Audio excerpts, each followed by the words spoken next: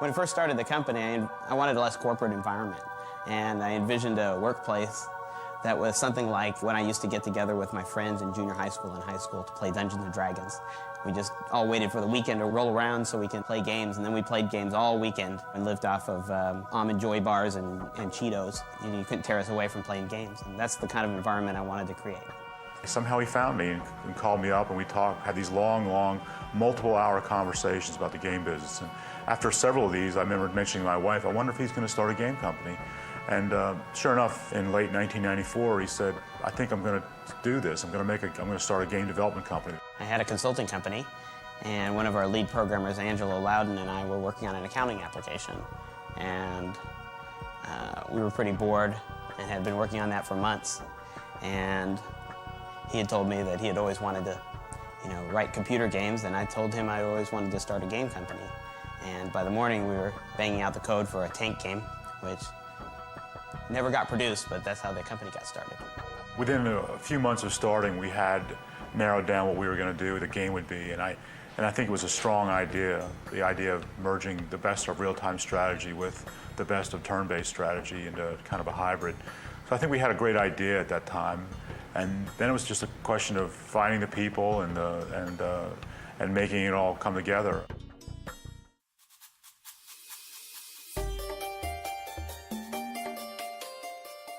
In the original Age of Empires, we included a learning campaign based on the Egyptian rise to power. It was more or less just an easier campaign, and we tried not to overwhelm the player too much. As we moved into Age of Kings, we realized we needed to really take a step back and actually teach players how to work the interface, how to move units around the screen, how to upgrade technologies, how to fight the enemy. We did this by telling the story of William Wallace, starting off the player with just a few military units trying to break free of the English tyranny, and gradually get more and more soldiers to build castles, and finally get William Wallace himself to help you move on to victory. Our goal was never to let the player think that he was being taught, but to have a fun experience and learn how to play the game while they were doing that.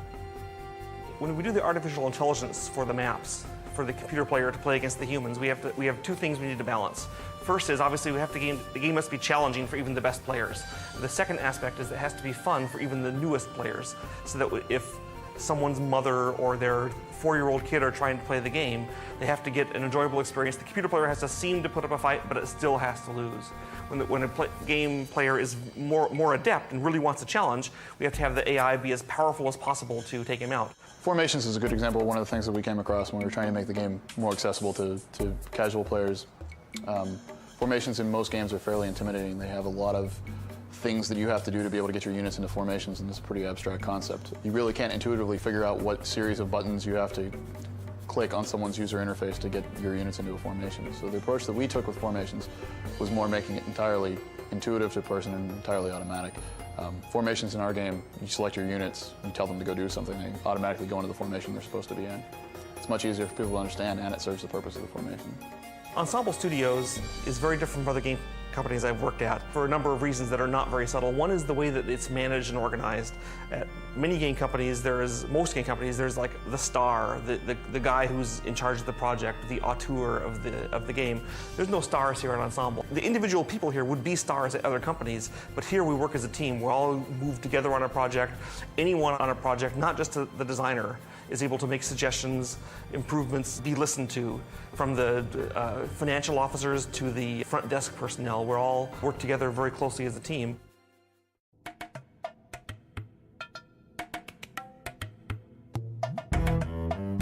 One of the things that people think of when they think about games is they think about the fun that goes into the game, getting the game in the box and out on the shelf for people to start playing. But in reality, it takes 2, 3, sometimes even 4 years to develop a game. It takes us about 24 months to actually put together a major release like Age of Empires 2. We had a lot of people work on Age 2, upwards of 40 people, I think, at one point, over 10 programmers. That's a pretty big entourage of programmers to kind of corral and work together, particularly when we were all pretty well versed in the engine and everybody could do a lot of different things. It was kind of a juggling match sometimes to figure out which person got which tasks. But then at the same time, we had a couple of tasks that were really only good and suited for one person because of all the experience built up. So I think we did a really good job on the project management of keeping the tasks flowing and keeping everybody busy. And again, I think that all comes from the communication and cooperation and respect that we all share as Ensemble employees.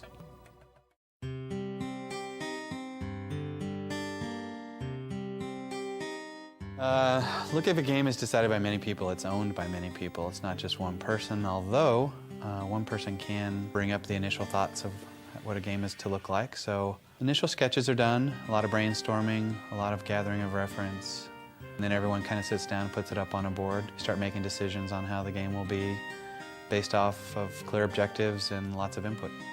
The process that we take to get artwork in the game is first the idea goes to a sketch artist. Sketch artist creates a few drawings. It goes through a review process. From the review process, it goes to an artist who builds a model and textures the model. After the model is textured, it usually goes to an animator. The animator animates, and from there, off into the game.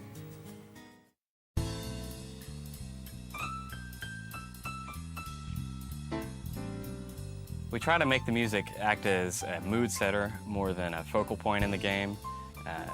We feel that it's secondary to the sound effects. The sound effects give you a lot of information as to what's going on, and we try to complement that rather than overpower it. Traditionally, we use a lot of synthesizers and samplers to achieve our sound, but more recently we've started involving a lot of acoustic type instruments, bringing in as much percussion as we can find. Whenever we're out at a store, doesn't matter if it's on an official trip or not, we find things, we bring them in. We might not even know how to use them, but that doesn't matter. As long as we can make interesting sounds with them, they serve a purpose. To me, the best compliment is when someone says that they've put our game CD in their car to listen to the music.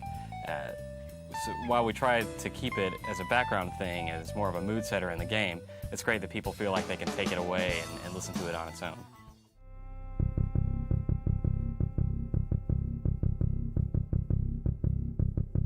Playtesting is the heart and soul of what we do. There's really no way that anyone can make a game in a vacuum, and at least our experience has been that the more iterations of the game that you can get out there, the better a game you're going to have as an end result. So one of the things that we embrace as part of our core philosophy is getting a game playable as soon as possible and then getting it out in front of the entire company and having everyone play the game and generating feedback on a constant basis. Once, twice, 3 times a day during crunch time, there's basically a game going on constantly. And we mirror this as we go out. I mean, when you begin the game, you may have a small core of your team playing this game and getting that kind of feedback. When we get a little bit more involved in the process, then the entire company is playing the game. And when we're getting even closer to being complete, we have our beta test where we have thousands of people playing the game, giving us feedback and just giving us basic ways to improve our game. It's really been the process that's worked for us, and I think it's one of the crucial things to creating a game that people are going to enjoy. I basically know a game is ready personally when the vast majority of the people in the company who are playtesting it, as well as the feedback from our outside playtesters, is very positive. I mean, I have to sort of use a groundswell of feedback that says, yes, you know, it feels right, people are having fun playing the game. I think the most exciting time of finishing a product is when you actually go out and see it on the shelves for the first time. You can pick up the box with your game in it and go to the cashier and say, yes, I'm going to buy my game here that I worked on. It's really pretty thrilling to know that you can touch that many different people's lives. It can be pretty humbling. The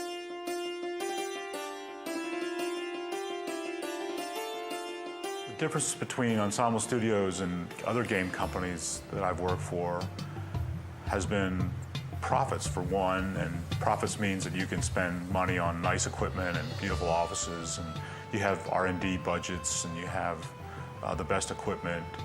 That's one tangible thing. I think the most important intangible is the way we really try to take care of people. We're really people-oriented. A lot of companies talk about their people or being their number one asset, et cetera, but I think Tony Goodman, as our president, has really made that an important focus. He really is concerned about the people working here. I wouldn't really compare Ensemble Studios management to other companies. What I would say, though, is that we really have well-seasoned management team that has great business acumen. We focus on making sure that this is a profitable company, producing AAA quality titles. That's been demonstrated with the company receiving many awards, and we really try to focus on being the best game company possible.